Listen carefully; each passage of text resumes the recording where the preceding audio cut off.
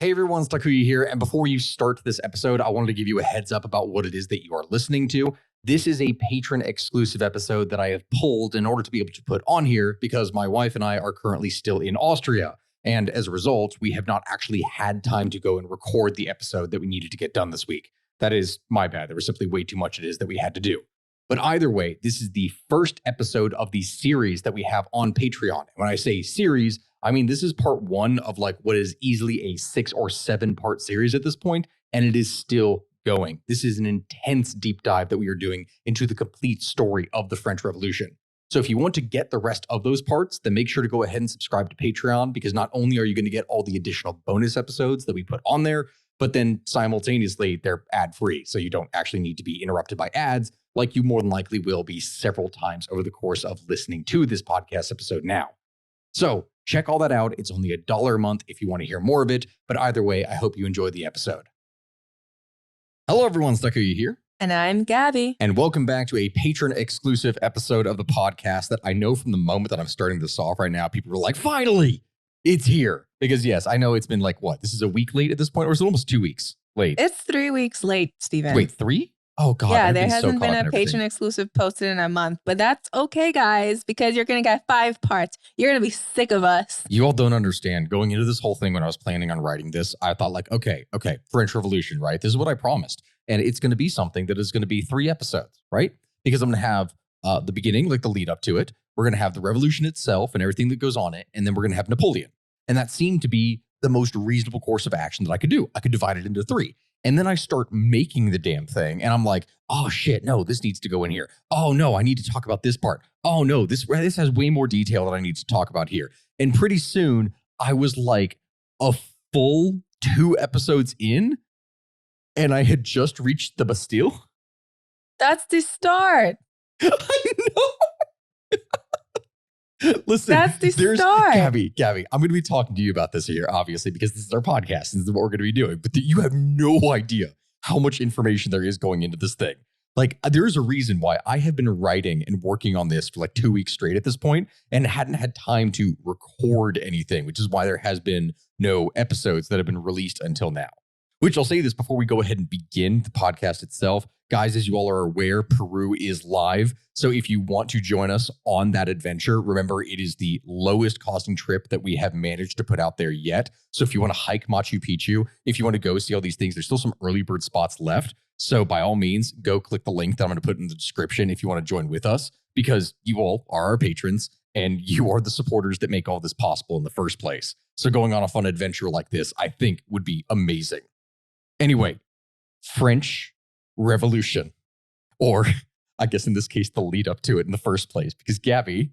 Which revolution though? Didn't they revolt? Oh my God. Like a bajillion times. So which one are we going over? The original, all right? The revolt of 1789, which is like the other name that it has for it. The blood orgy one. The origin story. Yeah. Oh, wait, this is the one where they beheaded everyone, right? Yes. This is But they did that in all of them though. Yeah, but this one was worse because this was the one that was just filled constantly with the reign of terror. Perchance, do we dive into at any point exactly why they chose beheading as their preferred method of execution? This was during Enlightenment ideals, right? And so during the Enlightenment, one of the things they wanted to do was to give as quick, clean, and painless of a death as possible.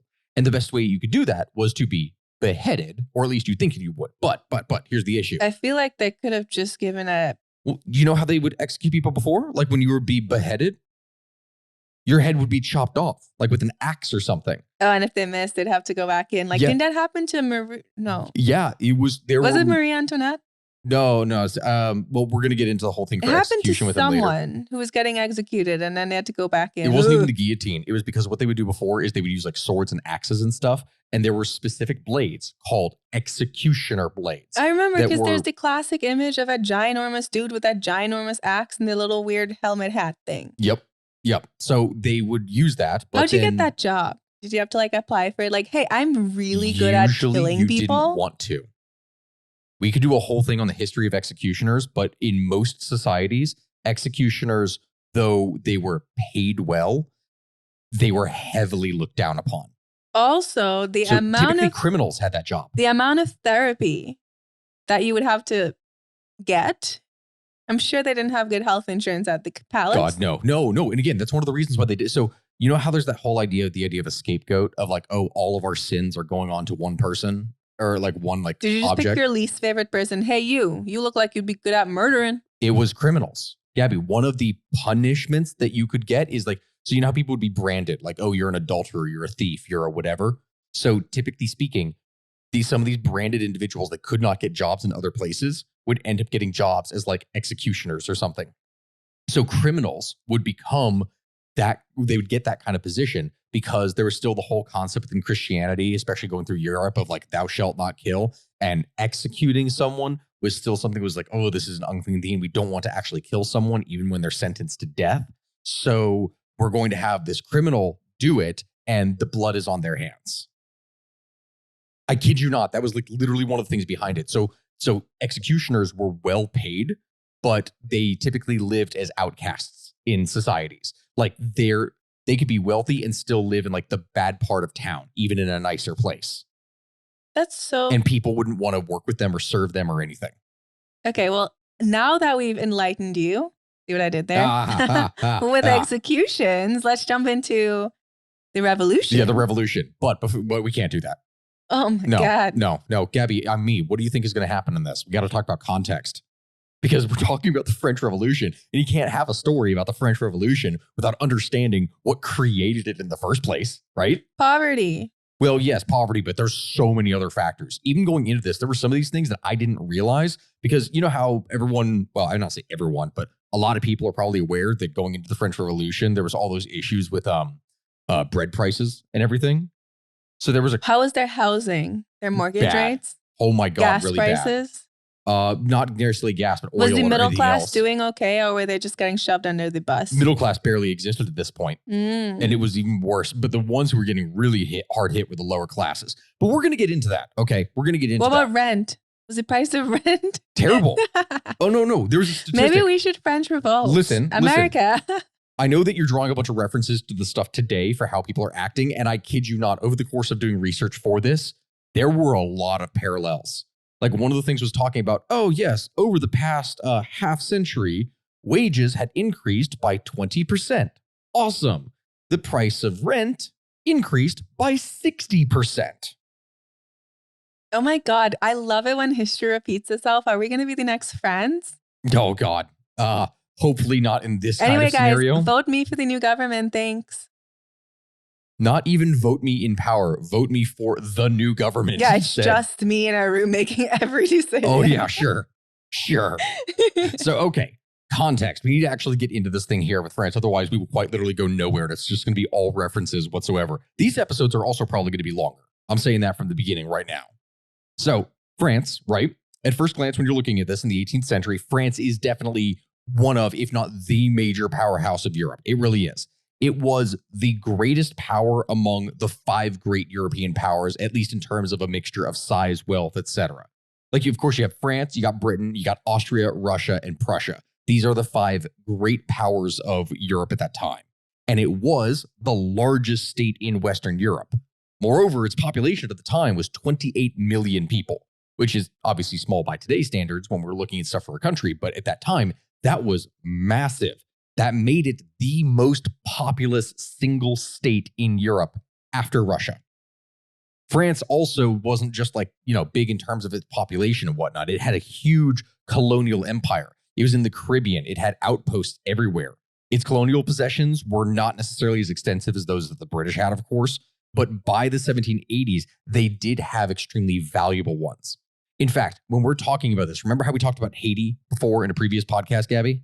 Yeah. Well, in the 1780s, they had the richest colony in the world in Saint-Dominique, which would later become Haiti. And then in 1780, Saint-Dominique would supply half of the world's export of coffee and sugar and would generate twice as much revenue as the entirety of Spain's richest colony, Mexico. Mexico? So Mexico. Okay, here's the key point when I talk about this for how valuable the New World was in terms of minerals and stuff for trade. 80% of the world's supply of silver came out of Mexico and Bolivia over the course of like the 1500s going into the 1800s. It is insane just how much silver they produced. And that silver had to be used to trade for silks, teas, spices, all other kinds of things in Asia, right? So Saint-Dominique, Haiti, that would make more wealth than the entirety of Mexico. That is how valuable of a colonial territory that was for France. That was Haiti? Remember we talked about it before. I remember we did that podcast that what the French get rich quick scheme was to go to Haiti, own a plantation or invest in one for like a couple years, and then leave. Before they died of They died of yellow fever. And like, was it yellow fever or was it dengue? I'm pretty sure it was yellow fever. It had to be yellow. Wasn't it? Dengue is what we still get. Yeah. Do people probably still get yellow fever too? But dengue is more rampant in the Caribbean, I guess. And I think it was yellow fever. So they had to get out within a couple years because the death rate after like 5 years from yellow fever was insane. So, they had to, it was pretty much a get rich quick scheme. And so in the late 1780s, right, France is sending more trading vessels to India than Britain. And in between 1787 and 1791, they're even shipping more slaves from Africa than the British is. This is huge. And the most vibrant section of the entire economy was, from that, as you can probably guess, the sugar and slave trade, the thing that would operate out of the Atlantic ports of Nantes and Bordeaux. However, other areas of the economy would also undergo serious expansion going into the 18th century, because in Paris, they would have all this commercial farming that would spread, while Lyon would remain the center of banking and the silk trade. France was wealthy.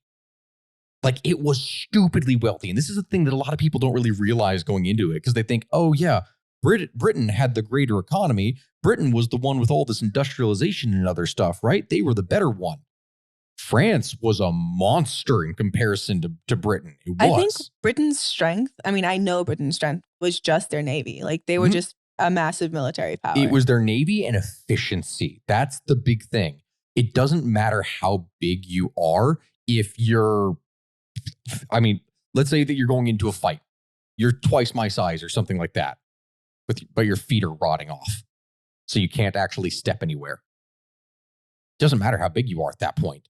Your foundation is screwed and you can't do anything. And that was one of the big problems that we're going to be getting into when it comes to France. But it's like, it really doesn't matter at this point. People don't really see it. By 1789, France's GDP was 3 times that of Britain. It was huge. Its large population, its colonial trade, all of this would provide a huge tax base through France, which was going to be able to use it to finance its military.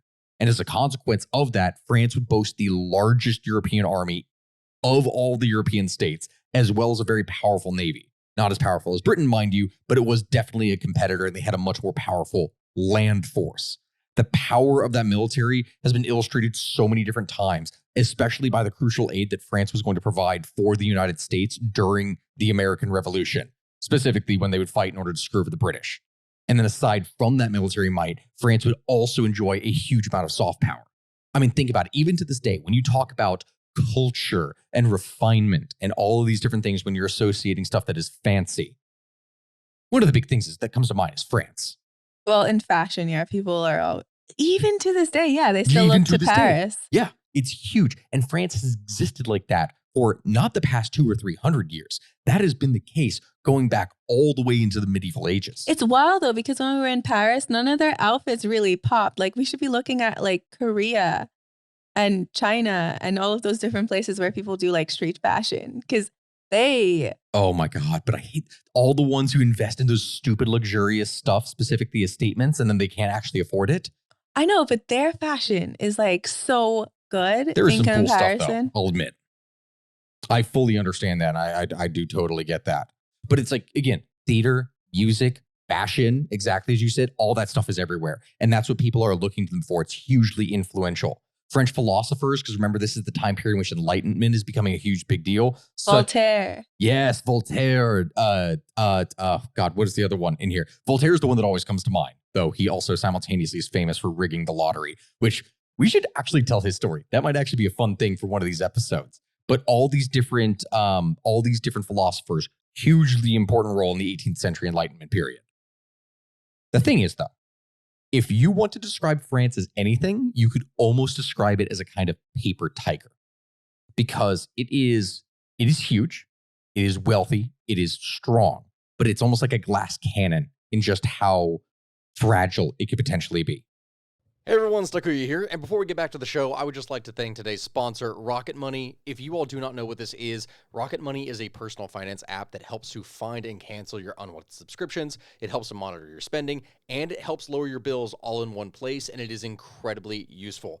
I myself have used Rocket Money for a long time, back when it was still going under the name of Truebill. I mean, this is something that I have used for years, and I cannot tell you the amount of times that it has stopped me from overspending on subscriptions that I subbed to months prior to for my daughter, and then subsequently forgot about, because that seems to be what happens every time I click on some kind of thing for the iPad.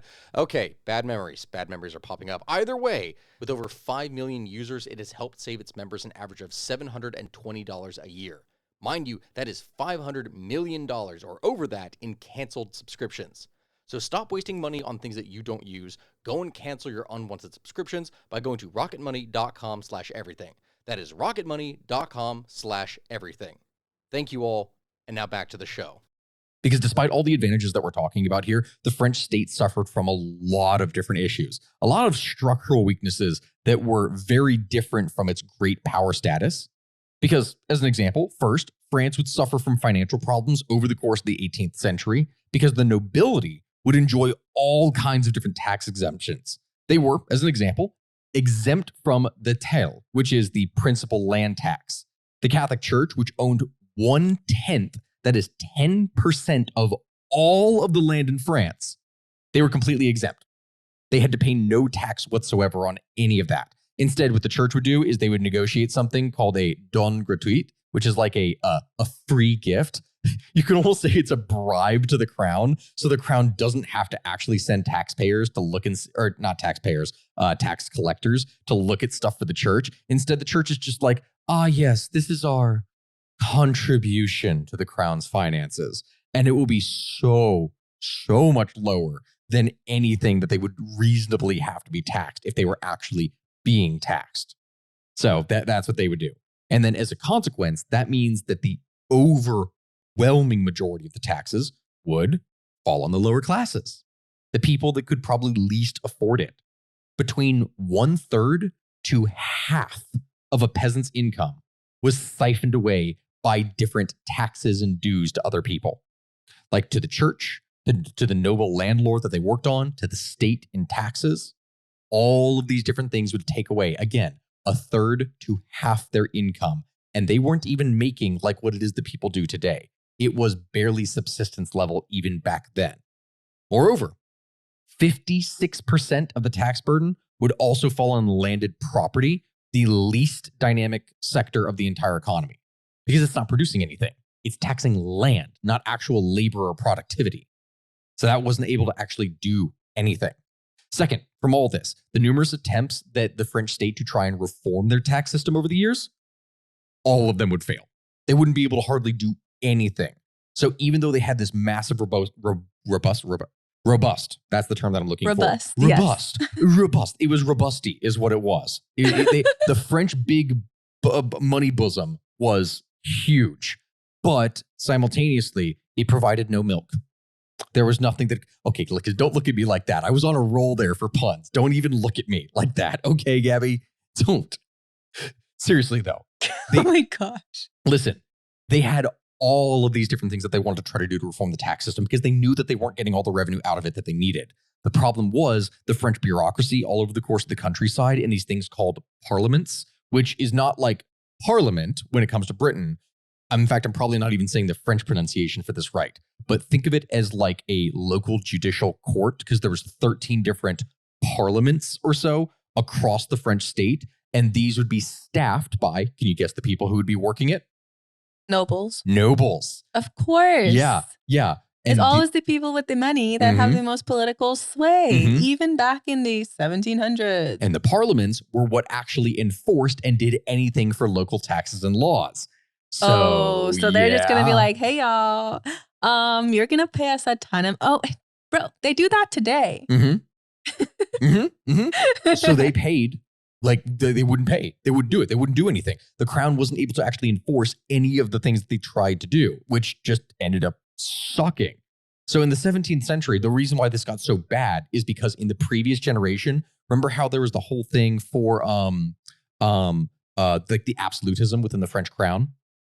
So what they would do, right, is that in exchange for political favors and for cash boosts for the crown, they would sell these positions. So if you wanted to be like a judge or something within a parliament or some other kind of like senior bureaucrat official within it, you could buy that position from the French state. And the French state would use that in that time to get money, which was good for them at that time. But it means fast forward like 20, 30 years. Now you have a person in power that bought their way in and will not let any of that power go. And that is going to create some massive, massive problems. And fourth, in addition to all, not even fourth, not third, I forgot, I skipped a completely different system in here. So the French tried to do all this stuff through royal decrees and royal authority, but they weren't able to do anything to overhaul the tax system. And then past that third, although the French economy, such as its colonial trade, was flourishing, economic development elsewhere was severely hindered by guild restrictions, by internal customs and barriers. Like, you know how there's individual sales tax between all the US states, right, Gabby? And they differ, yeah. Yes. Some okay. states have no sales tax. Yes, they do. Right. Oh. That's just something that they implement because they get their taxes through other services or other things. Like they get other forms of income or revenue. But imagine, if you will, that if you were going to buy a good from Amazon, right? And that good had to ship from California to Kentucky. Imagine that every single time that good entered another state, you had to pay a tax on it. So it passes through Nevada, overkill. Have to pay a tax. Passes through, like going through Texas, have to pay a tax. Passes through Missouri, has to pay a tax. Every single way along the route, even when flying, because it flies over airspace or something, it gets taxed, which that sounds dumb in the first place. But you know what I mean? If it was going by road. I'm going to write a letter to Congress. I think the French were onto something. We could really implement that. No, boost God, the economy. We're in debt. This is how we pay it off. That's how we pay it off. Well, see, that was one of the big problems. So local lords and parliaments and all these regions would tax stuff that would come into their areas, you know, through their own internal customs barriers to protect their own industries or whatever from their own area. And it would screw things over. So they weren't actually able to do anything, leaving even less revenue for people on the local level. And so the development of manufacturing and early industry enterprises would lag severely behind other countries like Britain. And although new crops and agricultural techniques, such as, you know, potatoes, which remember we did that whole thing on potatoes when that was introduced for the first episode? Yeah. So they were trying to introduce like potatoes and crop rotation and other stuff. That was very slow to spread. Not the least of which was because the whole thing with potatoes was like, oh, this is a Protestant vegetable. We're not going to eat it. It's bad. That's what a lot of people were saying at the time, you know, and just less flowery language than I just use, obviously. So it wasn't a good situation. But the worst thing was that even though they had all of that, and there was all this farmland in France, over the course of the 1700s, there was a large series of harvest failures. Like the first half of the 1700s were really good for harvests. And then starting in like the 1770s, or like the 1760s and the 1770s onwards, every couple years, or sometimes even every year, there would be some kind of major harvest failure. And this, over the course of the 70s and the 80s, would lead to drastically high food prices. It would lead to poverty. It would lead to hardship. All of this for massive percentages of the population. Because like 89%, I think it was, something in the 80s. Or yeah, I'm pretty sure it was something in the 80s. In terms of population, were subsistence level, where the majority of their income went to food. And that's what they had to do. Which is not good if food prices increase. Fourth among all this, and I know we're listing a lot of reasons because you have to understand, this is all background that we're creating right now. This is literally all background.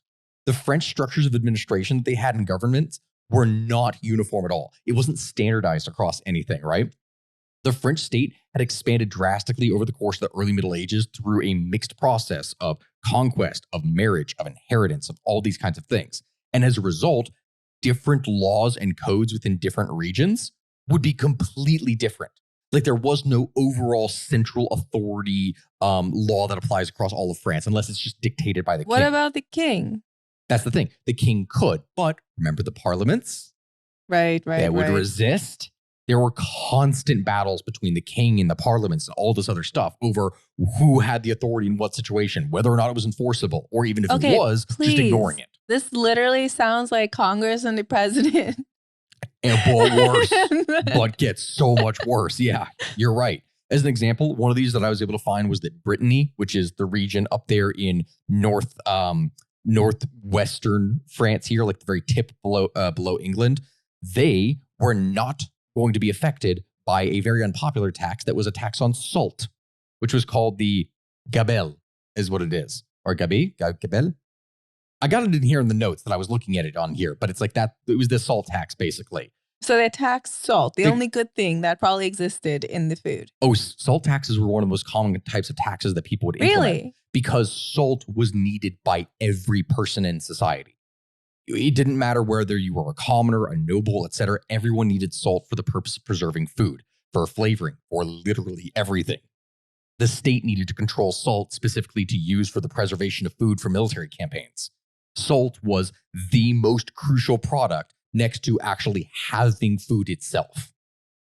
That's it. Like, it was easily one of the most valuable products overall. And that's just what it would do. Simultaneously, remember how I mentioned those parliaments? Yeah. Not uniform in size at all. There was 13 of them, I think. And among those, the Parliament of Paris, like that jurisdiction, was 1/3 of the entire country.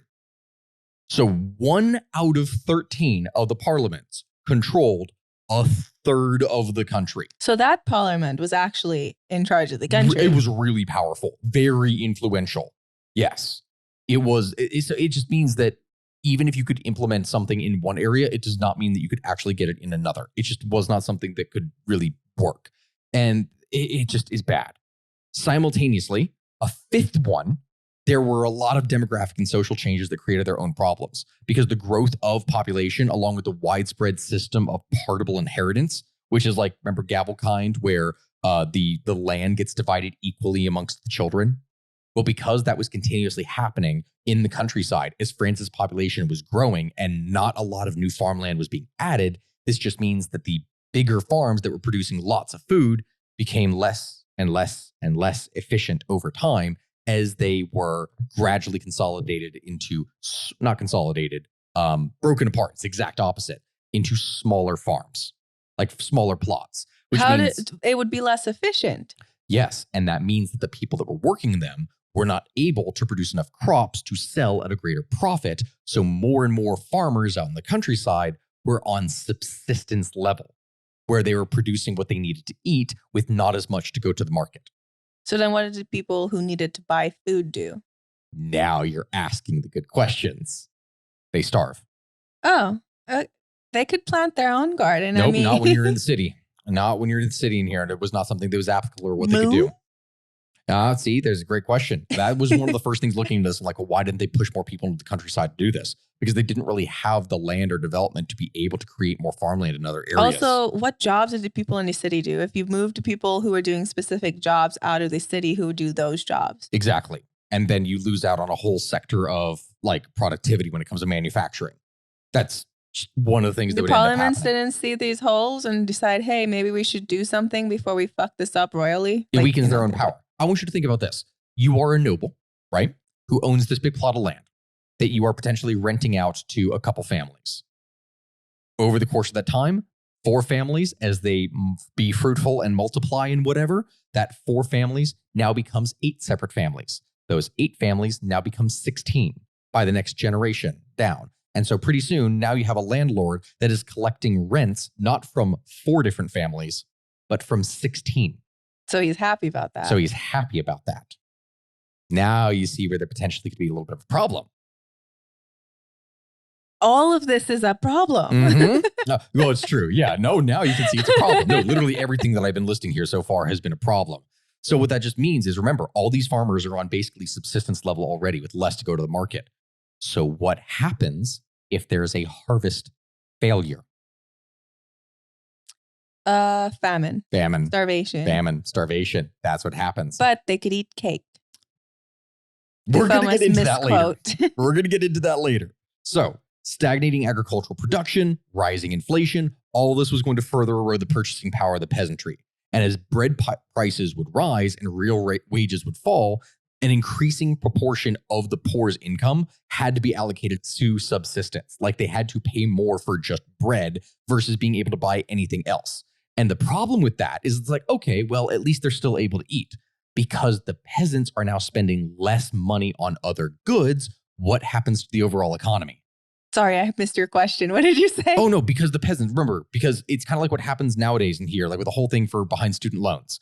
Actually, it's a great parallel. I didn't hear the question. Loans. Sorry. Oh, that because peasants now had less money to spend, they had to spend more money on food. They have less money to spend on other products. What happens to the economy? Well, it shrinks because no one's putting any money into the economy. Correct. That's the big problem. That's the big issue, is that because France, which already had a weaker manufacturing industry than Britain, now has less money going into it. Here's what I don't get, though.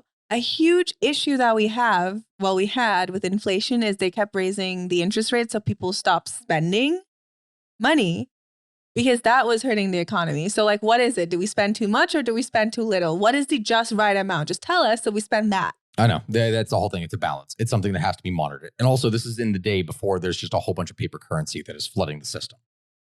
I'm stressed. So that's like one of the big issues in there. So yeah, this would undermine demand for manufactured goods, which in turn would have a negative impact on textiles and other industries. And as an example, some 10,000 textile workers that before had been working in Troyes were unemployed by 1788. 10,000 people lost their jobs in manufacturing because of poor bread harvests.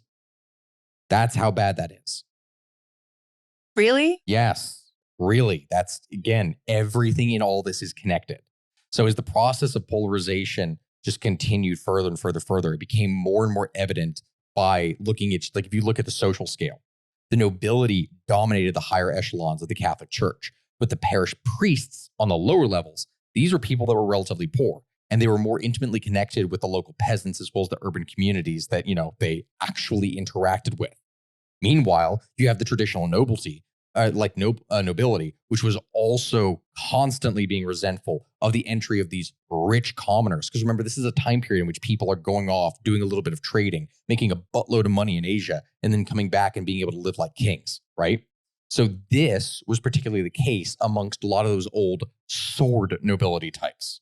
What's a sword nobility type? France martial nobles, like the knights. Knights of old, the people that would have been serving within the military. Kind of like the samurai. Exactly. So these sword nobles really disliked the new up-and-coming nobles because a lot of the newer people that were once commoners, but they got wealthy and the French state needed money. So what did they do?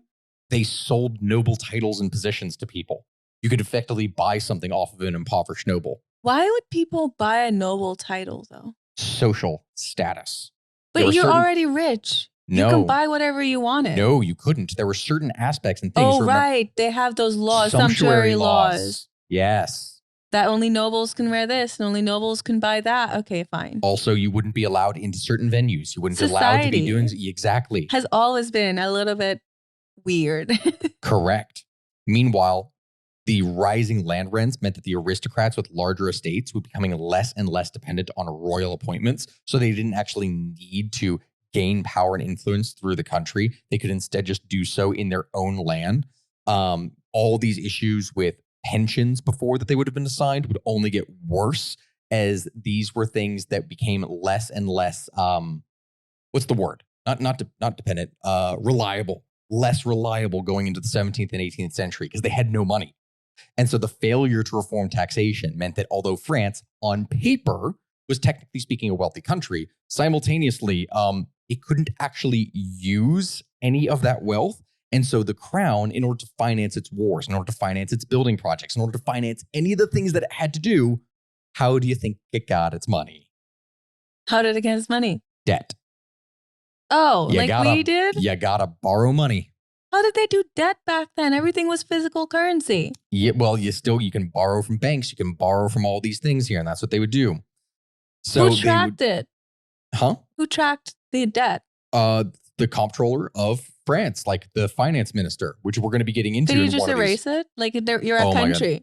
No, they're literally a country. How are you technically going to collect? speaking, you could, but what ends up happening when those countries would do so, because they would also borrow from like the national banks of other countries. Oh. And when they would do so, war? Yes, because technically speaking, failure to pay the debts and entering into bankruptcy and just calling off your debt in order to collect upon those debts, other countries can declare war on you. Okay, fine. So maybe that wasn't great, but you just buff your military. So here's what you do to get rid of your debt. You stack your military. And France, 1700s France, if you're listening, write this down. Oh my God. You stack your military super well, like insanely. You put all of the money that you don't have into your military, right? And then you cancel that debt. Boom, who's going to attack you now? You're sounding like a less politically and financially sound Napoleon. Wait, I'm less sound? Because here's the issue. I want to be more sound. Here's the issue, right? So you basically canceled all your debt. You are trying to become self-sufficient in this scenario. What happens like in the case of France? Oh, I didn't think about becoming self-sufficient. I was just saying we're not going to pay them. Okay. Then that means that you wouldn't have the ability to import any other goods or products that when your people are starving. So what we do is now we're mercenaries because I buffed the military with all the money I didn't have. And that's going to fuel our economy. We're Switzerland, but France. Just a hyper-militant. A hyper-militaristic. And then the issue with the farmers is gone because we just give them all like swords, guns, whatever they fight with. Oh my God. Problem solved. You can go fight for your food now. Look at that. Okay. See, well, here's the funny part because you're talking about this whole thing for like, oh, you can just do the stuff with the military. Here's the crazy thing. When you look at French history and what was going on during this time period, France, which, as I said before, this was the supreme military power of Europe, like on land. It absolutely was. But over the later half of the 18th century, France was not necessarily going to do so hot. Because they didn't stack their military. Oh my God. No, they did stack their military. They just ran into so many other issues or other things would happen where they couldn't balance it. Like, okay, they suffered a whole series of military and diplomatic reversals over the course of the second half because in 1756, there was something called the Diplomatic Revolution, which was this whole weird thing. And I'm going to try to explain this. France was allied with Prussia for many years before because their rival was Austria. And they like France and Austria were the two big Catholic powers that were basically competing for influence and prestige among all of things within Europe, at least within that region, right? Like that's what they were doing. And then what ended up happening is that as Prussia was fighting Austria and Austria was losing out to them, France started to realize, oh, hey, Prussia is starting to get more friendly with Britain, and Britain is our rival that we hate. So we can't do that. So France ends up allying its rival Austria, and Prussia, which was kind of rivaled / competing with Britain, ends up rivaling with Britain. So it was like a double switch of the alliances because before Britain had been allied with Austria. I'm so confused. I know, right? So was everyone else at this time. It was a diplomatic reversal. So here's the alliance system: France, Prussia, Britain, Austria. Fast forward a couple years. Alliances now: Britain, Prussia, France, Austria. It's like they reversed it so that for shits and gigs. For shits and giggles. It's just because the diplomatic situation had completely reversed, right? And then France broke its alliance with Prussia, as I said. It allied with its traditional rival, Austria. And between 1756 and 1763, it would fight Britain and Prussia in the 7 Years' War in Europe. And simultaneously, while it was war with Britain and its colonies in North America in the French and Indian War, it also had to deal with a proxy war that was being conducted by the French and English East Indian companies in India. This is where people say that like the 7 Years' War was the First World War because it was being fought in Asia, it was being fought in Africa, it was being fought in Europe, and it was being fought in the Americas. Constantly. Like in America, we call it the French and Indian War, but the significantly bigger conflict of it is the 7 Years' War overall that was going on during all this. And that, I gotta say, is a massive thing to tackle here.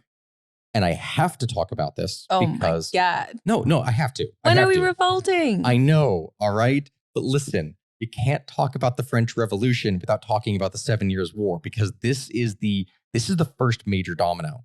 This is the thing that would set the stage for every single thing that we're talking about here, right? So for those of you who are confused, who haven't really studied anything for the conflict before, the 7 Years' War was something that was fought between 1754 and 1763, with the main conflict occurring during the 7-year period from 1756 to 1763. And this would involve every European great power of the time except the Ottoman Empire, spanning over 5 continents and affecting Europe, the Americas, West Africa, India, and the Philippines. The conflict effectively split Europe into 2 different coalitions. You had one that was led by Great Britain on one side and France to the other. And for the first time ever, aiming to curtail Britain and Prussia's ever-growing power, France, as I said, would form a coalition of its own, which would end as Britain rose as the world's predominant power, altering the European balance of power. So conflict between Britain and France would break out from 1754 to 1756, when the British would attack the disputed French positions in North America, and they would seize hundreds of French merchant ships. Meanwhile, with the rising power of Prussia, they were struggling with Austria for dominance within the Holy Roman Empire in Central Europe. And so in 1756, the major powers, as I said, shifted alliances, and Prussia allied with Britain, and France allied with Austria with the diplomatic revolution to curtail that. Now, the 7 Years' War is considered to be the first world war, at least by some circles. It is something that not only affected the European political order, but simultaneously affected all these different events around the world. This is the thing that would pave the way for British supremacy over the course of the 19th century. It is the rise of Prussia and Germany. It's the beginning of tensions with Britain and North America. And from that, the rise of the United States. And after that, a severe sign of the turmoil that was going to come with France. It was not going to be good. So, okay. Europe. This is the way that we're going to kind of break this down, because again, this is a lot of different theaters of things to talk about. And I have a feeling that I could do a full episode that was dedicated to just the 7 Years' War. I definitely could. But if we're going to be talking about this conflict right now, we have to start in Europe. So realizing that war was imminent, it was going to be happening at any moment, Prussia decides that, hey, we're not going to wait. We're going to preemptively go and we're going to attack Saxony in 1756. And they do so, and they overrun the entire thing quickly. This, as a result, caused an uproar all across Europe. And because of Prussia's alliance with Britain, Austria would go and form the alliance with France, seeing an opportunity to recapture Silesia, which I don't even have a map or anything up in front of me. But have you seen any of the old maps of Prussia, Gabby? What makes you think I've seen an old map of Prussia? Like, what about me screams? I can't even explain this. Do you remember the World War I maps of Germany, where it's like you have Germany? I remember the World War I maps? Okay. No. I'm closing out of this right now. I once again ask, what about me specifically screams I would have seen a World War I map of Germany? Okay, hold on. I'm pulling it up right now. I'm pulling it up right now. So this is the classic image, right? Okay, I'm scooting over to you right now. Scoot. Our mics are about to give the worst feedback known to man. Here, I'm tossing my phone over to you. How are you going to read through the podcast? Oh my God, you guys. I wish you could see this right now. What am I looking at, bro? I will pull it. It's the thing marked in red. Okay. So that's Silesia. I don't know where Silesia is located. It's in red. It's marked there. I know, but what is this? Well, today for Silesia, that's a part of, it's a mixture from the Czech Republic and Poland. They're for that whole region. It is a region that is extremely valuable in terms of its resources. Throw your phone back now? Yeah, toss it. Okay, guys, I've seen Silesia, and I feel like I've learned so much. Okay, anyway, Prussia had stolen Silesia from Austria in a previous conflict, right? And so Austria really wants it back because Silesia has a ton of mines. It's got a lot of mines. It's got a lot of valuable resources in it. They want it because it's necessary for really any industrial power in that region to have it. Problem is, of course, Prussia does not want to let it go. That's like an extremely valuable thing that they don't want to get rid of at all. So, reluctantly, by following the imperial diet, most of the states of the empire end up joining with Austria's cause.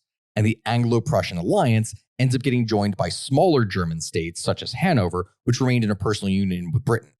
And Sweden, being afraid now that Prussia was going to expand further into their territories, because remember, this is something that Sweden still had a little bit of an empire at this time, they went to war with Prussia in 1757 to protect their own Baltic possessions, because they had, little stuff down there. Spain then intervened on behalf of France, and together they launched an unsuccessful invasion of Portugal in 1762. And the Russian Empire was originally aligned with Austria because they were afraid of Prussia and their ambition in the Polish-Lithuanian Commonwealth region. But do you remember when we did that episode on Catherine the Great? Yes. What happened to the empress that was allied with Austria? I don't remember that. Well, remember how her nephew. It was his nephew, right? Peter, the incompetent one, the one that played with all the toy soldiers in here.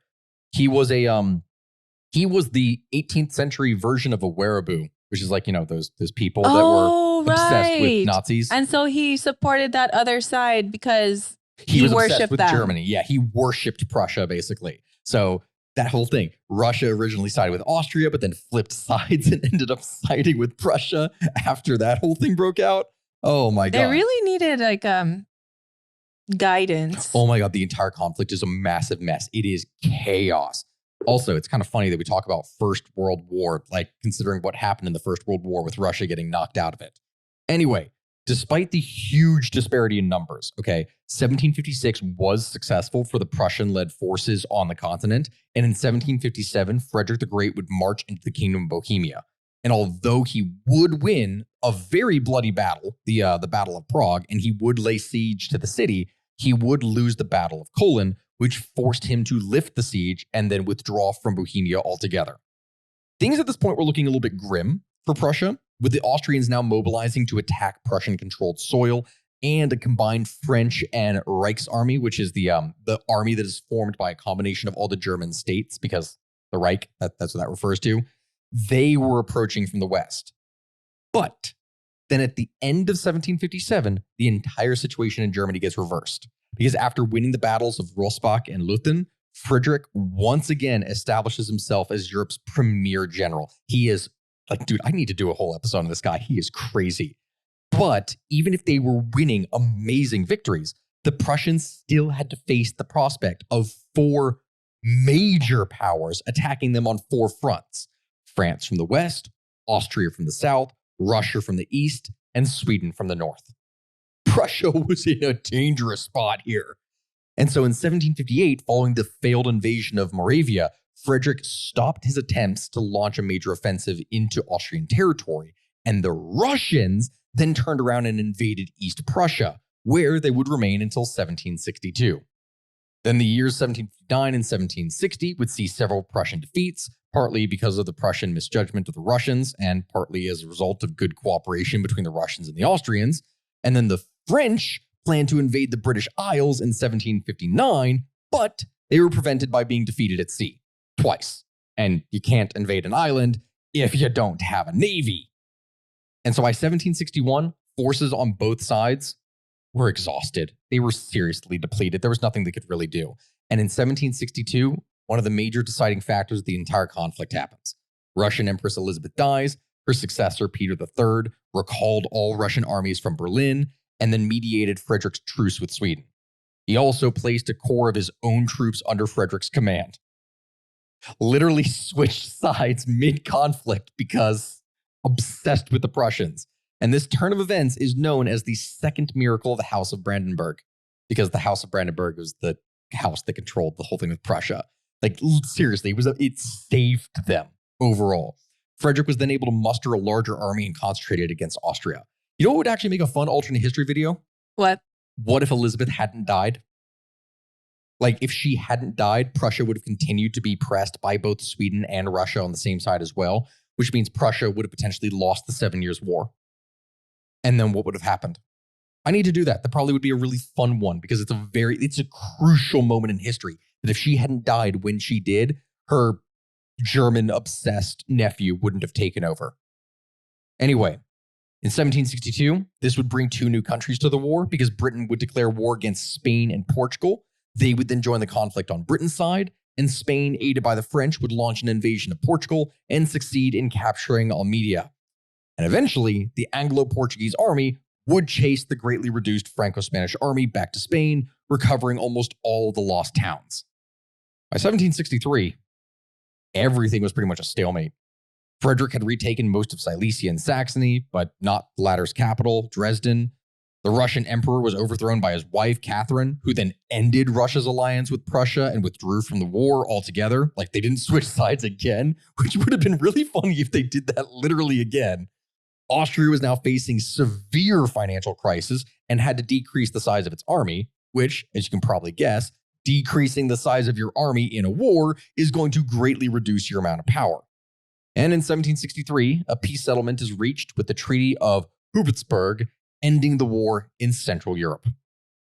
And that's really it for the conflict. Massive mess. I could have gone into way more detail about all of this, but it was basically all summary. What? So now we got to the revolution? No. Okay. No, but you have to understand that the revolution would almost come as a kind of direct result of this. Because check it out. During the war, Great Britain had conquered the French colonies of Grenada, Guadeloupe, St. Lucia, Dominica, Grenada, St. Vincent, the Grenadines, Tobago, which, yep, that was the whole thing they had there at that time, Gabby. Little reference there for you.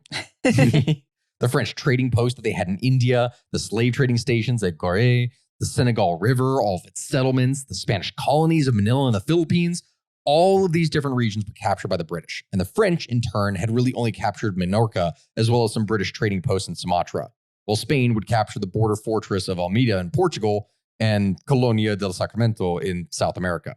They really didn't get much progress. And so in the treaty, most of these territories were restored to their original owners, but Britain made very considerable gains. France and Spain restored all their conquest to Britain and Portugal. Britain restored Manila and Havana of Cuba to Spain, and Guadeloupe, Martinique, St. Lucia, Gorée, and the Indian trading posts were returned back to France.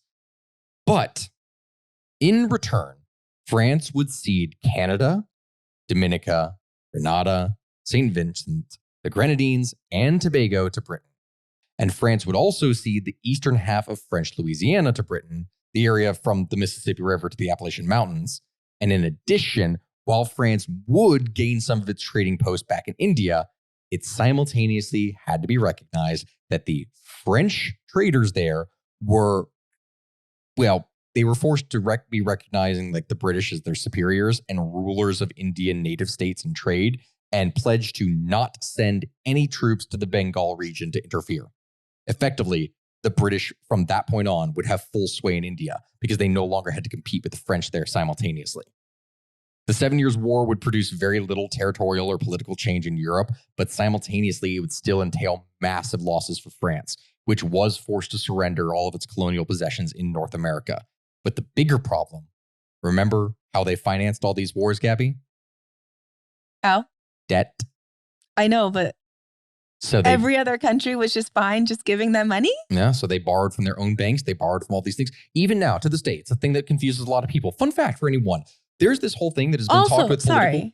I don't want to interrupt you here, but I have to ask. Mm-hmm. We owe China money, and China owes money too. I was about to bring that up. How on earth are we all owing each other money? Money isn't real at this point. Come on, be so for real. What ends up happening is it happens from state banks here, which are not the same as being owned by directly the state. That's not what happens. So the money within these banks, right, they get loaned out, and they, in return, interest gets paid back on them. Here's the problem. When it comes to a lot of these states here and when they are borrowing money, hell, how do I even phrase this here in the first place? Okay. So check this. They're borrowing all of this money to pay these things, but it's not a direct one-to-one trade with that state. The majority of debt within America is not owned by China. A lot of people from on the lower level with politics will say like, oh my God, China owns the United States because like our debt to China, et cetera. No, the majority, China owns like what? What is the percentage of it? I know that the majority of debt is owned by US banks, but let's see. US debt to China percentage. I should have actually looked that up here from the beginning. China holds 11.6% of the US foreign debt, which is still a large amount, mind you. That's still a good amount. But you have to think, in terms of debt, the overall amount that China owns is chump change in comparison to what America owes its own people from its own banks. And that's how a lot of that works, right? Yeah. So there were massive losses that they were facing during this time. France's involvement in the 7 Years' War cost around 1.3 billion livres. The government raised 788 million livres from new loans and 386 million livres from new or extended taxes, and 60 million livres by selling different offices to people. That same thing that they were doing before. Before the war, Louis XV's government was carrying around 1.2 billion livres in debt. By 1764, this had increased to 2.3 billion livres. The explosion in public debt was compounded by the loss of the American colonies, which drained millions of livres in foreign resources and trade from the French economy. Because remember, Gabby, that was one of their big money makers, were all these stuff for colonies. So not only were they now massively in debt, they had less means by which they could earn income to pay that debt. It was a problem. And here's what I mean by this. The average worker in France made 3 to 10 livres per day. And so into all of this comes the man that the revolution would focus around, Louis XVI. Remember, they're only making 3 to 10 livres per day approximately, and they are 2.3 billion in debt. So if you tax all of the 28 million people here from all of their income, you're not getting close. Because think of it like this. Let's say that each person made 10 livres a day, right? Yeah. Right? Okay. So let's say that they do that. There's 28 million people in France that they have at the time. So that's 280 million. If you taxed every single person for their entire day's wage, you wouldn't come close to being able to pay that. What did they do when they didn't pay that? Because obviously they didn't pay it. That's what we're going to be getting into. Because the problem is that the loans in many cases would have to be extended. And when they were extended, interest got worse. Or they would come up with other means. Trust me, when we get into the other means by which they tried to raise revenue and why they tried to do other things, you're going to see where this shit goes south fast. So, okay, we talked about the 7 Years' War. We talked about the money situation. We talked about society and all the stuff that was going on in France. There is one key factor into all this that we haven't talked about yet, and that is the man, the myth, the legend, the guy with the lack of a head. Louis XVI. Louis XVI. Yes, exactly. So Louis XVI was a guy that was born on the 23rd of August, 1754, as Louis Auguste de France in the Palace of Versailles. But what's up? Question. Yes. Which Louis built the Palace of Versailles? That was Louis XIV. Were they in debt back then too? Sort of. But remember, they raised a ton of money during that time period by selling offices. And that's what they do. Yes, they would go into debt at different points, and then they would sell more offices and other stuff to get more money. Their money management skills were atrocious. I know. That's one of the reasons why the French state suffered so much, is because its financial system was terrible. Guys, if you have not seen the Palace of Versailles, we got sick of walking through. It was just gold and bold. And at some point, we were like, okay, we've seen what we needed to see. We're done. Mm-hmm. So this guy was the son of Louis Ferdinand, who was the Dauphin, or like the heir. So the Dauphin is the heir to the throne for France, much in the same way as the Prince of Wales for Britain is the heir to that throne, right? So he was the only surviving son of King Louis XV of France, which was his father, Louis Ferdinand. Yeah. And the Dauphin had first married to Infanta Maria Theresa of Spain, and their marriage was an affectionate one, but her death in childbirth at the age of 20 would devastate the Dauphin, who was quickly forced to remarry in order to try and make sure that the family line would continue. In 1747, he would take Marie Josepha of Saxony as a second wife, and although the marriage was really kind of loveless, it was at least fruitful because it would produce 7 children. So, as a child, Louis Auguste was strong and he was healthy, right? Good start here for a king. He enjoyed physical sports. He often went hunting with his grandfather, Louis XV, and his 2 younger brothers. He was also rather studious, particularly excelling in his studies of Latin, geography, and history. But despite these traits, Louis Auguste was definitely not cut out to be king. He may have had these skills, but he was simultaneously withdrawn, he was solitary, he was charmless. Like the guy was just, he did not know how to hold a conversation with people at all. That's me. Yeah, the young Duke of Berry was often overshadowed by his elder brother, Louis Joseph, who was the Duke of Burgundy, who was already showing pretty good signs of possessing the liveliness and charisma that was needed to be a good ruler. But then his older brother would die. Oh, no. He would die in 1761 at the age of 9. Or not at the age of 9, but when he died at that, Louis Auguste, the guy who would become King Louis, he at the age of 9 was now second place in line for succession. 4 years later, his father would die from tuberculosis. The same disease would also take his mother before the end of the decade. How is he spared? It's one of the things that would happen. And upon his father's death on the 20th of December, 1765, 11-year-old Louis Auguste would inherit the title of Dauphin, becoming heir to the Kingdom of France. And so with the absence of any kind of father figure, the responsibility of raising the future king would fall to the Duc de la Vignon, who was a rather strict and conservative tutor. So Vignon's curriculum would mostly consist of religion, morality, humanities, and these kinds of stuff. And he didn't really give any kind of lessons that were good for like, oh, hey, this is how you run a country. This is how you do politics. This is how you make decisions. It was more focused on, again, religion and morality and all this other stuff. Like, that's just what he focused on.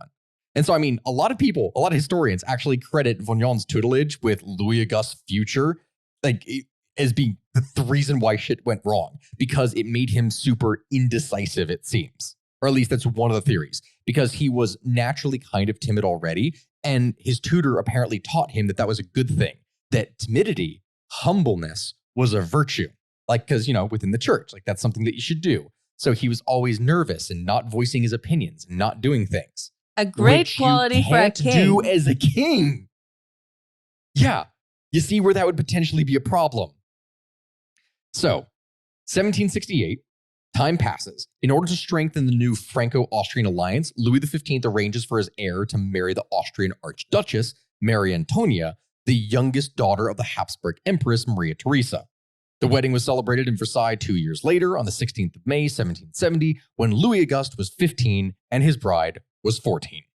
Despite going by the French version of her name, Marie Antoinette, the French populace did not forget that she was a foreigner, and she would oftentimes be referred to derisively as the Austrian woman. And so still very shy and awkward, Louis Auguste was either unwilling or unable to consummate his marriage on his wedding day, which remember, they're 15 and 14. This was a husbandly duty that he was not going to do for 7 years. Good. So he didn't sleep with his wife for 7 years. You've heard of waiting till marriage. He was waiting till not being 14 and 15. Yep. Sounds like a smart guy. Yeah, well, the other thing that was a bit of a problem is that maybe it's because he was a teenager or something, but he oftentimes just ignored her.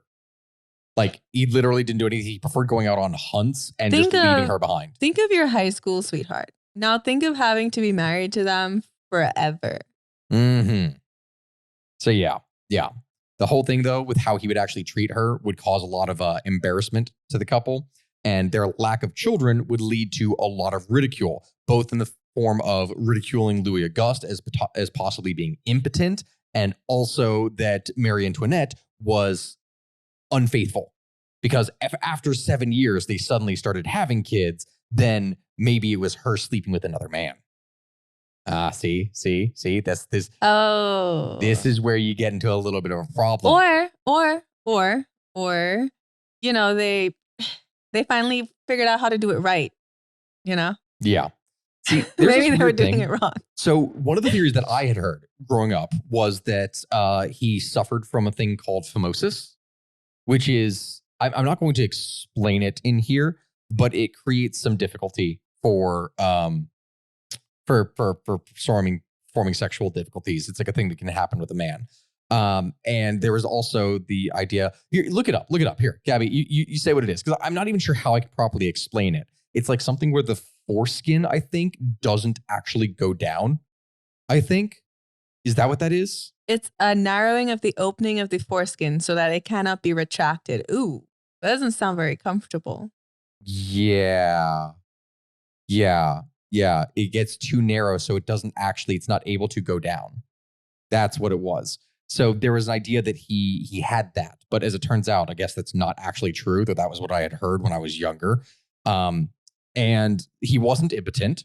His wife, Marie Antoinette, wasn't like, for lack of a better word, she wasn't like not wanting children or anything like that. She wanted one.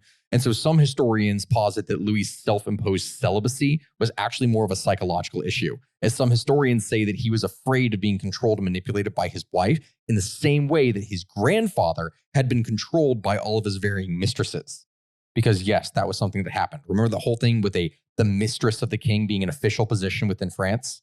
Which king was it? Because I know in Versailles, when we toured, he had a lot of mistresses, but he loved his wife and he felt super bad about having all these mistresses. When he thought that he was going to die. But then he still had them. Yeah. And he was like, oh, I just feel so bad because I love my wife. I don't know which king it was. I think that was Louis XV. I think that was actually him. I just thought that was hilarious because he was like, and also I'm super religious, so I just feel like I need to stop. Did he stop? No.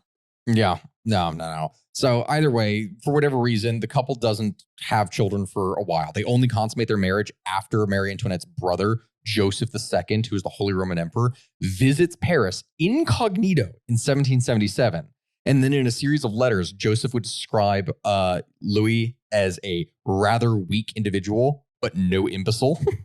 Like, the boy's not an idiot. He's just weak, basically. Positing that there was something apathetic in both his mind and body. And so he was describing, there's all these quotes in here going on this from the letters. He described Louis and Marie Antoinette as two complete blunderers. Like, literally, his description of them was in the 18th century saying they're just two fuck-ups. Yeah, I think they were doing it wrong because if him helping them led to them actually having a kid, maybe they were confused as to the plumbing situation. Maybe, because what ends up happening afterwards is they end up having children. And Marie Antoinette, both Louis and Mary, would end up writing to the emperor, announcing when the queen was pregnant and thanking him for his help. Okay, so... Which sounds really weird. It sounds suspicious. Like, was the emperor the father then? I'm confused. Mm-hmm. Something is sus. But, hey, okay. Yeah. This is something to be a little bit of a problem because... Check it out. The couple's first daughter, Mary Therese, she was born in 1778. This was followed by the birth of a Dauphin, Louis Joseph, in 1781, and another boy, Louis Charles, in 1785. A final daughter, Sophie, was born in 1787, though she was only going to live for 11 months. Louis and his wife would dote on these children. These were births that would bring a lot of warmth, a lot of affection to a marriage that before had previously been cold. Remember, he didn't really care about her all that much. But after 7 years of not consummating the marriage and everything else that would happen, there was a lot of reputation damage that had been done. Louis XVI became the butt of a lot of jokes, while the queen was accused of being an adulterer, with some claiming that the royal children were not actually the king's. So Marie Antoinette would also be accused of being a careless spendthrift, a traitorous spy, and Louis XVI would always have to defend her through each and every single time one of these scandals would appear. Like, there's an event in here called the affair of the diamond necklace that we're going to get into at a later point. The fact that Louis XVI, who was seen as a moral king, could be married to a woman like Marie Antoinette turned a lot of people against him. She didn't even do anything. No, but people's impression of her is what mattered. I don't like this. I know. You see, remember I was telling you when I was writing on things yesterday, I was like, oh man, Gabby, this is pretty sad. Yeah, there's a lot of stuff that is pretty sad with all this. But hey, we're not there yet. We're not at the downfall. On the 10th of May, 1774, King Louis XV would die at the age of 64. And at only 19 years old, Louis Auguste would ascend the throne as Louis XVI, as King of France, as well as Navarre. However, along with his grandfather's kingdom, Louis XVI would also inherit, can you guess it, a massive debt. Because all these societal issues, all these debts, everything that they had in here was now right in front of him. And this brings us to the event that I wanted to talk about this entire thing, that I didn't know that this was a thing before going into this. Right before Louis was officially supposed to be crowned, a miniature Civil War riot thing broke out in France called the Flower War. Is this where they took captives so that they'll have people for human sacrifice? Wait, what? In South America. Remember they would do the flower Oh my wars? God. Oh, that confused me for a second. Yeah. Okay. No, different kind of flower war. I was like, oh my God, wait, what the hell did I miss? Was there some kind of book or something? Yeah, no. Same night. Except in this case, it's not FLOWER, like a pretty flower. It's FLOUR, like the flour that is used to make bread. I just wanted you to clarify before everyone had the same confused look on their face. Thank you for that. So, okay, we're going to effectively speed run through this here because I know I've been talking here for a long time, right? Been 2 hours. No way. Has it actually been? We started at like 3 something. It's 5 o'clock. Oh, no. I mean, from the time recording, it's 1:08 right now. So we've been doing this for an hour.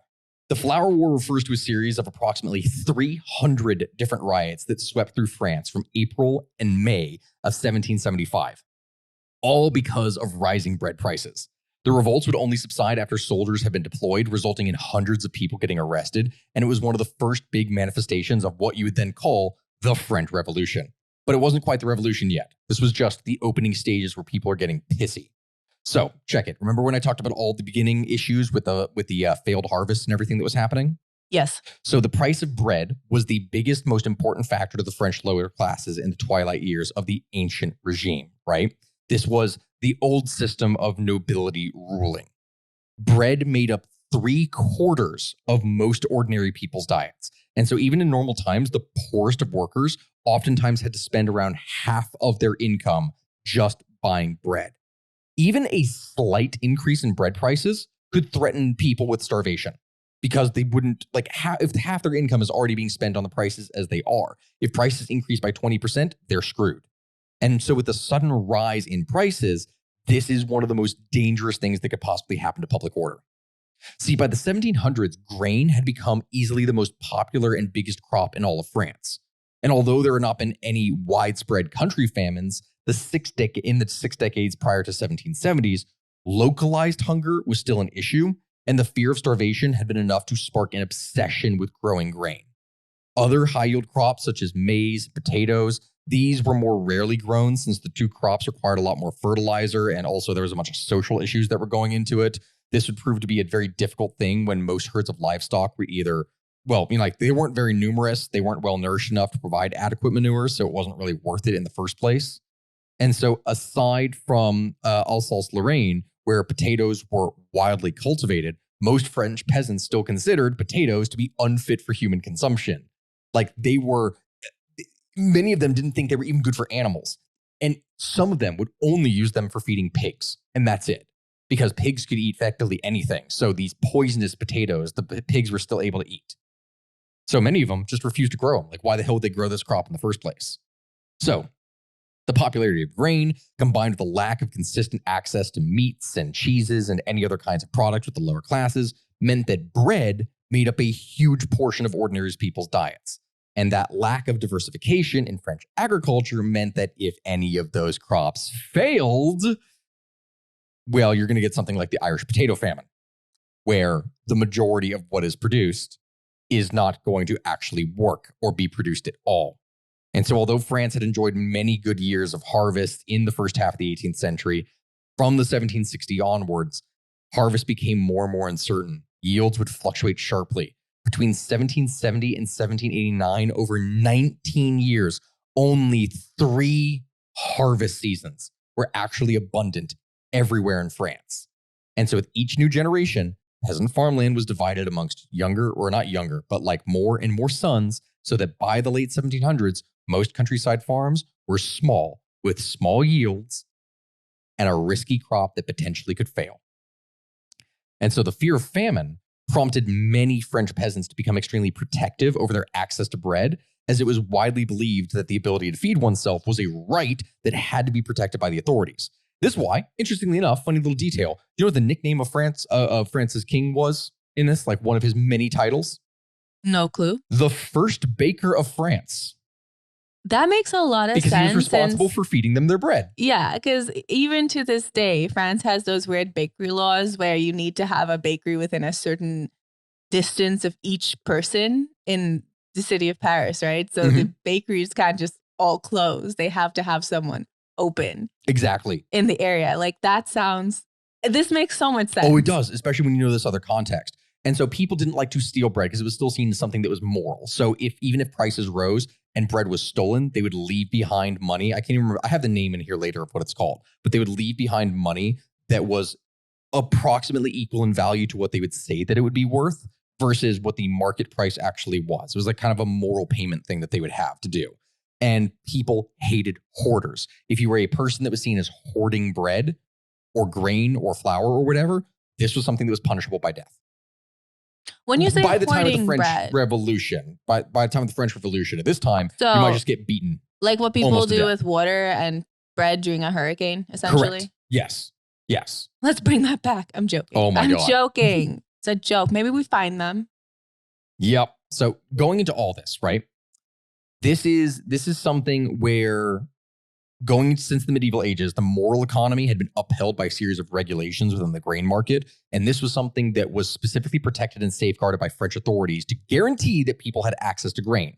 The regulations would include things like controlling who could participate in the sale of grain, limitations in business transactions. Cultivators were prohibited from involving themselves any further with the grain market beyond selling the produce they had, for fear that certain entities would become too powerful and monopolize the trade in any given region.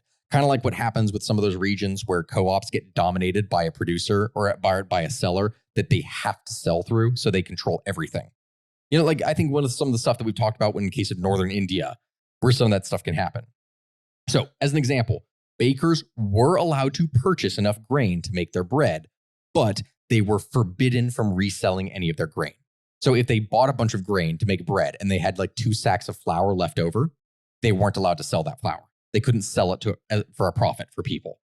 I like that they had all of this stuff implemented to kind of control it. I like how regulated it was. They really did that right, I think. Yes. Well, yes, but there were a lot of other aspects for controls that stopped actual economic growth from being able to occur. So it ended up leading to different kind of thoughts that in good times would work, in bad times, oh, well, we're going to be getting into that because this is where the physiocrats come into play. The aristocrats? Physiocrats. So are they like the aristocrats? Kind of, but it comes from a philosophical economic policy called physiocracy. Physiocracy. Oh, I like was that. making an aristocrats joke. Sorry. No.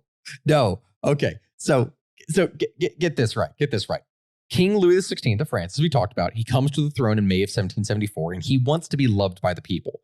But the Flower War breaks out less than a year into the start of his reign, and it makes the weeks before his coronation really rough because he's supposed to be the first baker, and people in the country are afraid that they're going to starve. And the root of the Flower War could be found with one of Louis's first actions as king, the appointment of a 47-year-old economist by the name of Anne Robert Jacques Turgot as his controller general, the guy who's in charge of finances. So Turgot was a proponent of an economic theory known as physiocracy. This, in order to kind of explain it, it is something that advocates for a laissez-faire economic system. Physiocrats believe that an individual would work harder for his or own benefit compared to the benefit of others, and laborers would be more productive for more profit, which would benefit consumers by providing more of a supply for their demand, lowering prices. And this was the natural economy that was something that was an inherent law of nature and was intended by God. It was basically what would happen if you mixed laissez-faire capitalism with religion. Of like, this is the natural of the world, order of the world. This is what it's supposed to be. Remove all barriers. Let people grow and make what it is they want to be able to sell this stuff. Remove all regulations whatsoever, and people will produce whatever it is that they need.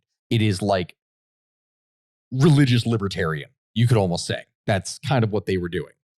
And so here's the thing. Physiocratic measures had been taken before. They didn't work.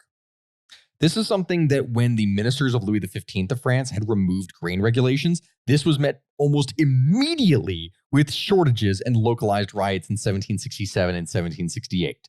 Most regulations were then restored by 1770, and 4 years later, when Turgot is now in charge, he is faced with this massive task of trying to fix the French economy and was still convinced that physiocracy was something that could work with France because he believed that trade and manufacture would flourish under the system. And so on the 13th of September, 1774, he abolishes regulations and announces a free trade in grain. Remember some of those regulations that were in there before, though? Like people couldn't hoard stuff and then resell it at a higher price? Yeah.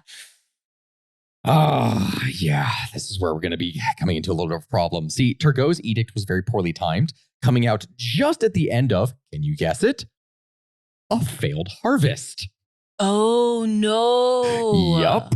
So the poor harvest of 1774 was going to be a problem because although Turgot was made aware that, hey, there were unfavorable harvest conditions as early as August 1774, he when asked whether or not he would postpone it, he said, no, we're going to go forward anyway.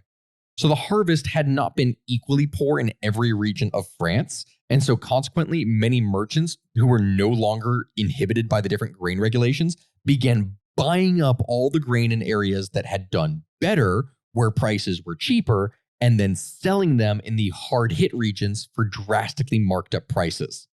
And the attempt by these merchants to corner the market ensured that the food shortage in the spring of 1775 went from a problem that was affecting several regions to a countrywide emergency. Because even in places where the harvest did actually pretty well, all of the grain was being bought so that it could be sold at a higher price later to other places. Did he know that there was a failed harvest? Yes. He knew that the conditions weren't looking good and said, no, we're going to do it anyway. Oh, why did Louis appoint this guy? Did he just have a really good interview? Listen, I don't know. Louis makes a lot of questionable decisions. He wanted to be loved. Also, your wording on the entry paragraph, you're like, he wanted to be loved. I was like, aw. He did. And then you go by the people. Oh, that's less cool. It could have been like a historical romance. Well, wow. No, but he actually seriously did just want to be loved. That was one of his things. He actually did care about people, even if he was horribly out of touch, which makes things even more sad. He needed some good advisors. I think a lot of this could have been with a lot of the stuff. How did they pick advisors? Did they just go, who are the dumbest people I know? Okay, you're up. I don't know. And so this, of course, leads to riots. The famine began to affect people more quickly. And although the French government starts to order food shipments from foreign countries in order to bring grain into the market, these were not going to arrive quickly enough. On 15th of March, 1775, the first signs of unrest could be seen in Reims, which was the city that was preparing to host the coronation of Louis the following June, because unnerved by the food shortage, a crowd of around 200 people formed outside of a monastery asking for reduced bread prices. The monastery then doled out bread and the crowd dispersed without violence. No issues. But a month later, as prices continued to spike, trouble would break out in the Burgundy region when a group of rioters end up sacking the home of a miller who was accused of selling bad flour. And when the miller went to hide in a friend's house, the riots then sacked that house too, before stopping a grain barge that was on its way down a river and forced the merchants to sell their supply on the spot. So they weren't able to take it to other regions to sell for a higher price. That's only the beginning. And it's not bad yet. It's going to get worse. We still haven't even gotten to the revolution, guys. It's been like an hour and a half. No, this is just the setup. I told you this. I told you this going into this of what it was that I was creating. So the Flour War really only kicked off in the Beaumont-sur-Oise, which is a village in the Paris region, on the 22nd of April in the in this area where one setir, which I'm butchering the pronunciation of, I apologize, but that is a unit like 4.43 bushels of wheat and rye were being sold for the high price of 26 livres in the village market. The village, of course, would grumble at the price, but they would pay it if they could. And 5 days later, the market would appear to be well stocked. But then, when the villagers believed that the prices were supposed to have dropped, instead of being discounted, now the price was 32 livres per setir. And so, outraged, arguments broke out between villagers and merchants, and the argument soon flared into riots. Rioters drove the merchants from their stalls, they ransacked the displays, and the rioters, adhering to the taxation populaire, which I'm glad I put that in the notes, because that's the thing that I was talking about earlier, where they would pay a fair price. They made sure not to steal the grain, but to leave behind payment that they thought it was worth. Because when times were good, the standard price of what the grain should have been was more around 12 or 13 livres per setir. So that's what they did. Mind you, before they were being charged 32, that is almost 3 times the price. Like imagine if half of your income goes to bread and the price of bread has increased by 300%. You literally can't afford to eat. There's no food. You can't do anything. And so after taking what they needed, the riot fizzled out on its own, and most people went home before the authorities could respond. Early the next morning, 11 people from the town of Beaumont-sur-Oise would travel down to the town of Meru and told the townsfolk there what it is that they had done. Then when the Meru market opened for business some hours later, the townsfolk followed their neighbor's example, and they rushed to the stalls and pillaged the grain again. The crowd, that was mostly made up of women, ripped sacks open with knives, and they scooped up as much grain as they could into their aprons before they carried it home. And as word of this riot spread, the next day in the town of Pontoise, Pontoise. Pontoise? I Pontoise. think. It sounds, I think that's what that. It might be then Pontoise. Either way, over 100 people inside of that intercepted and ransacked several grain carts that were, while also simultaneously sacking the homes of 6 prominent grain and flour merchants. Basically, if you were in any kind of position to be selling food and you had been a person that had been marking up prices or anything, your life was potentially in danger. And so in the following days, following the initial riot on the 27th of April, similar uprisings would occur throughout towns all throughout Paris. Now, eventually, from all this, right, as people are rushing in, the police have to start showing up into the cases. And so the French send out naturally their cavalry. They start riding into things and trying to disperse them. Meanwhile, the rioters are attacking people and locations with scissors, knives, sledgehammers, everything. They're refusing to stop trying to break into the grain stores, even as the police arrive. So the police then fire on people inside of Vernon, Normandy, wounding 6 people. This only enrages the crowd further, and they throw stones at displays and assault 3 mills before finally dispersing. On the 6th of May, the riots finally hit their peak, reaching 14 markets and 42 separate villages on that day. And trouble would begin to boil into the countryside as well, with brigands now invading and ransacking lands belonging to simple farmers to steal grain. These attacks were the exception, though, as most of the rioters would focus their efforts and anger on the people that were profiting from all this, like the rich millers and the members of parliament. Remember the ones who owned all those grain facilities and everythings and managed all the taxes? Yeah, that was them. This was something that would only get worse for some areas, though. I say that was really the peak where it was like the most of it would happen, but then eventually it would even come back to fight the royals.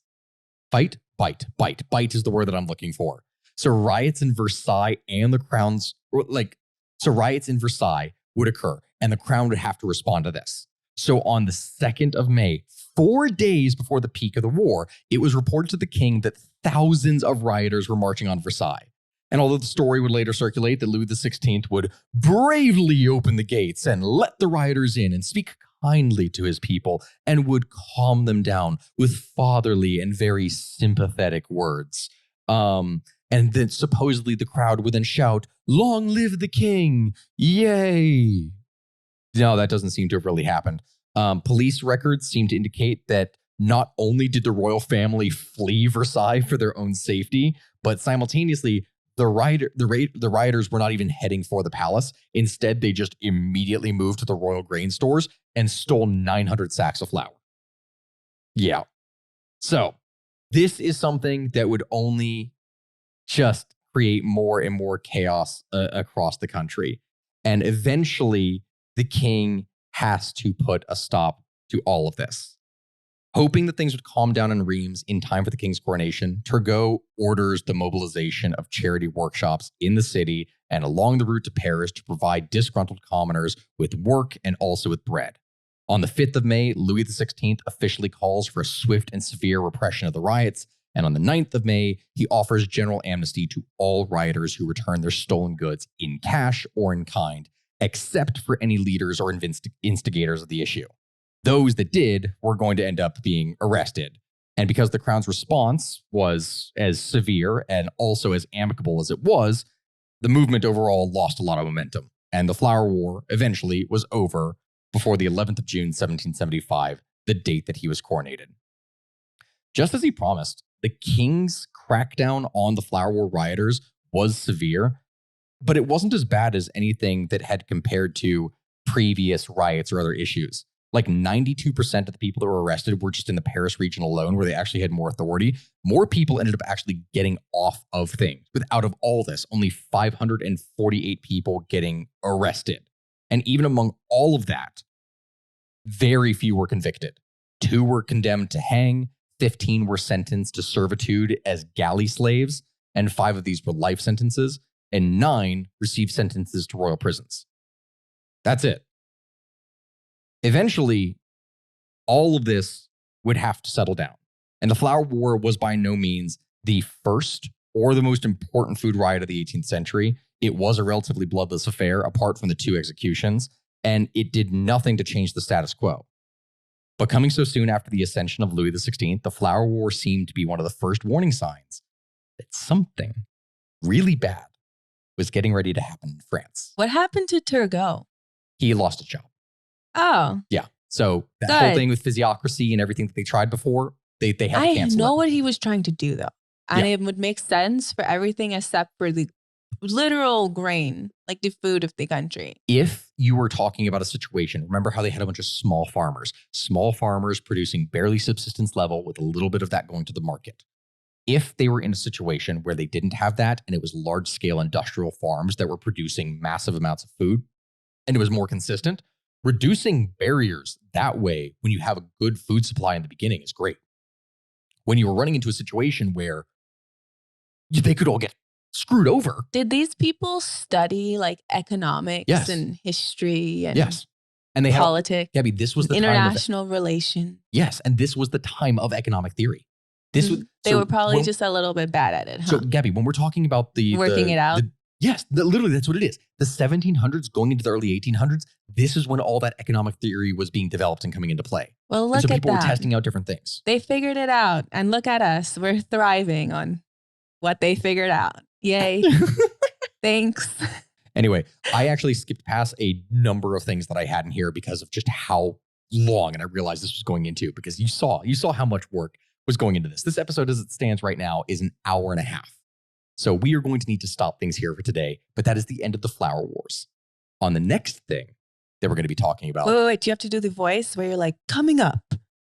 Next time on the history of everything. Yeah. Okay. All right. Hold on. Give me a second. Let me see. Next time on the history of everything, Louis XVI ascends his throne. The world trembles. It's going to go great. I'm rooting for him. Goodbye, everyone. Thanks for listening, guys. Bye.